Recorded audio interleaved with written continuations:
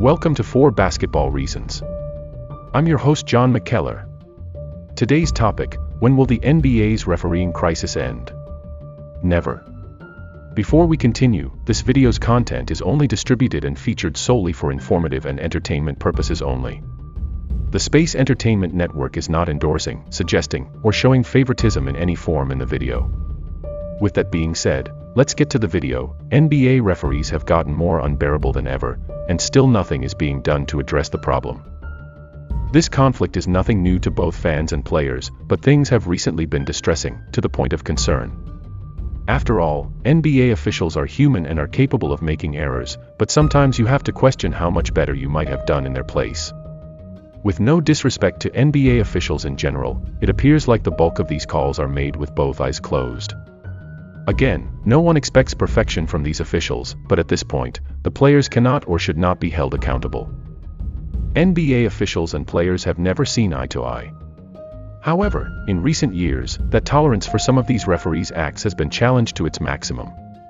Some of the calls this season have been so terrible that fans have requested that officials be penalized for the most obvious errors. To be honest, they have a valid argument. There have been simply too many examples of bad refereeing this season, and there is still plenty of basketball remaining. Several games have been fudged simply because of a wrong call. And players are being booted out faster than an underage teenager in a bar. As a basketball fan, it's becoming increasingly difficult to watch these games. Take for example, the Lakers-Mavericks game that took place on Thursday night. The referees for this game, Trey Maddox, Josh Tyven, and Suyash Mehta, received a lot of flack for their contentious rulings, and fans on social media believed the purple and gold were deprived of a well-deserved victory. The game went into double overtime, favoring the Mavericks winning 119-115. The officiating was so bad that it prompted criticism from both camps. The first non-call was Troy Brown Jr.'s three-point try in the last seconds of the game, which would have given the Lakers the victory. Tim Hardaway Jr.'s hand seemed to come into touch with Brown as he lined himself up for the shot, causing him to fall backward after releasing the ball. While it was widely assumed the foul would send him to the charity stripe, the no-foul call sent the game into overtime. Lakers fans were understandably enraged. Following that, at the conclusion of overtime, LeBron James drove in for a layup while Christian Wood made contact to his left arm that was not called out. With a no call on Troy Brown's jumper at the end of regulation and a no call on LeBron James' layup at the conclusion of overtime, the crowd persisted in their rage against the decision-makers manning the game from the stands. LeBron's one-word response when asked if Troy Brown Jr. was fouled at the conclusion of regulation against the Mavericks was, obviously.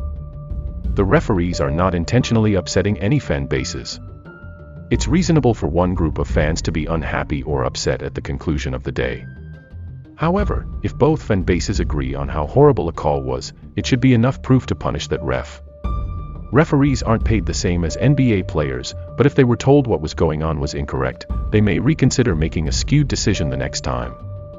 Worst of all, League Commissioner Adam Silver has been silent. He can't please everyone. Just like the referees he hires, but it's now one of the most visible flaws in today's game. It is not a problem that can be handled in a couple of minutes, but no attempt has been made to address it.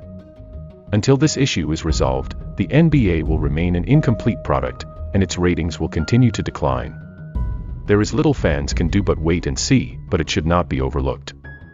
If you haven't already, please like, comment, and subscribe to the channel. Follow us on social media as well: SoundCloud, Twitter, Instagram, and Facebook. Thank you for watching.